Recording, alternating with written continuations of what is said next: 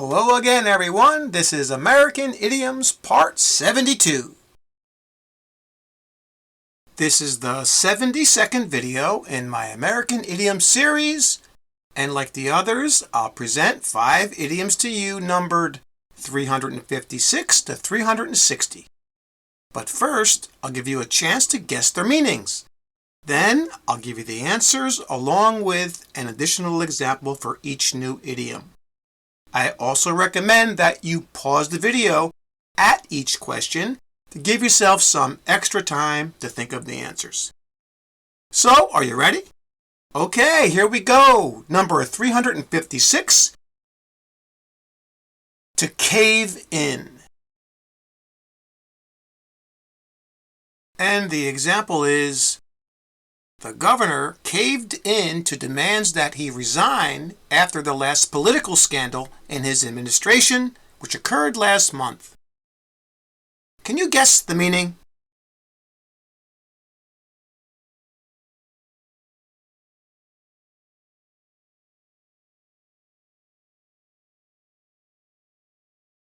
And the answer here is C, to submit, concede, or yield to someone or something. And that's what the governor did in the example. He caved in, meaning he conceded or he submitted to these demands that he resign. It looks like he was involved in a political scandal of some kind, and that's what he did. He caved in to the demands. He yielded to them. Got it? Let's look at another example.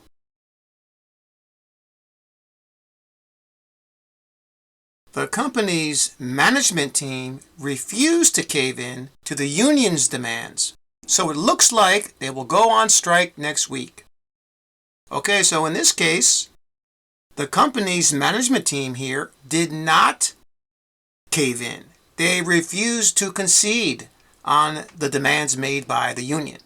Okay, so cave in means to concede, even give in, we say. All right, and now for number 357, to sever ties with someone or something.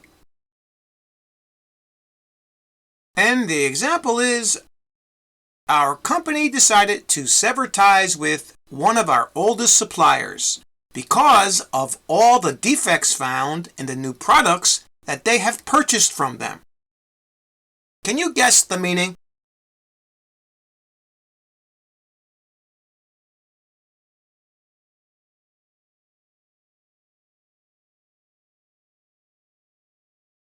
And the answer here is A, to terminate or end an agreement or a relationship.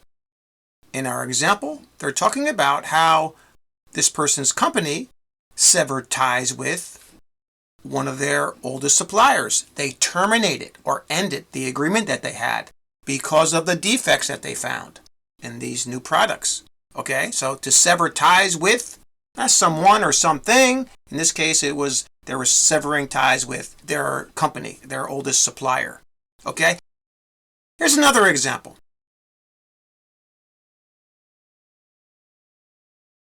As a child, Alex had many problems with his family, so he severed ties with them when he was very young.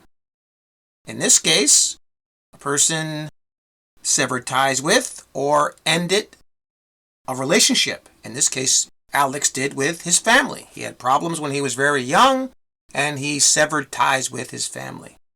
Okay? And now for number 358, on the back burner. And the example is, my boss really liked my idea about our new product, but he told me that he had to put the whole project on the back burner until after the holidays. Can you guess the meaning?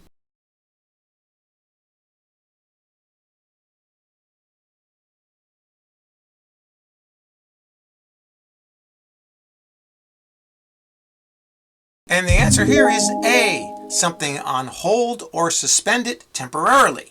And this is what happened in our example with this person's new ideas about the product or new idea about the product. Okay? The boss didn't want to do it until after the holidays, right? So it was suspended temporarily, right? Their new project was on hold, as we say. Here's another example.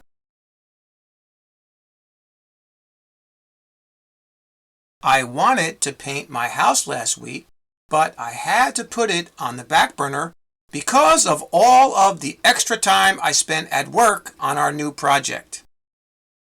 In this case, painting the house is on the back burner, meaning that it's on hold or suspended temporarily, right? Because of all the work that this person had, extra work that they had. Okay, so it was on hold, we say. Got it? And now for number 359, to ramp up something.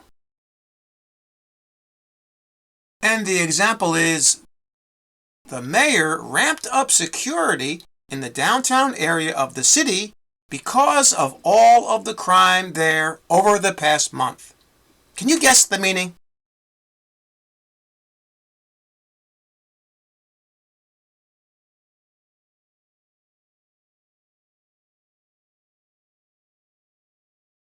Did you guess B, to increase the volume, amount, or rate of something? If you did, you are correct. And that's what it means if you ramp something up. In our example, the mayor increased the amount of security in this downtown area because there was a lot of crime there. Okay, so he ramped it up. He increased the amount of security. Here's another example.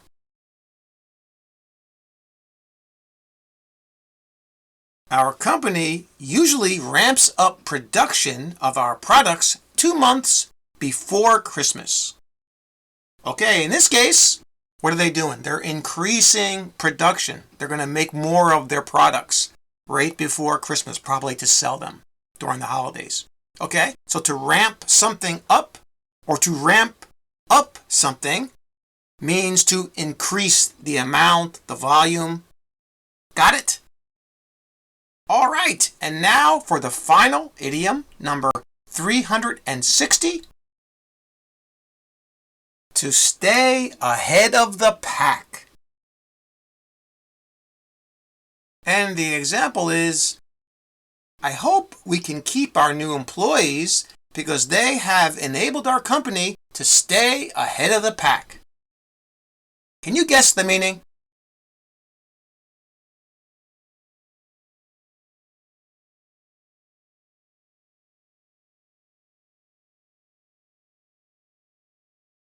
And the answer here is C, to be more successful than one's competitors. Let's say to lead the pack, meaning that you're the leader in, let's say, whatever you're competing against. Like our example, they were competing against other companies, but their new employees, they must have been good employees, they enabled them or they helped the company stay ahead of everyone else in their, let's say, competition. Okay? They stayed ahead of the pack. They were the leaders. Like our next example.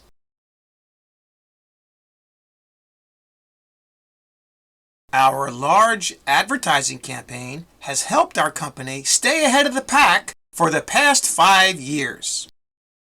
All right, in this case, the large advertising campaign that the company had enabled them, again, helped them stay ahead of the pack, to lead, okay, the other companies that they were competing against.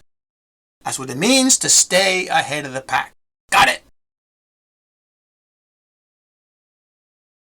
That's all for this video. Thanks again for subscribing, and please like and share the video to support the channel. And if you want to stay ahead of the pack, you got to keep on practicing. See you next time.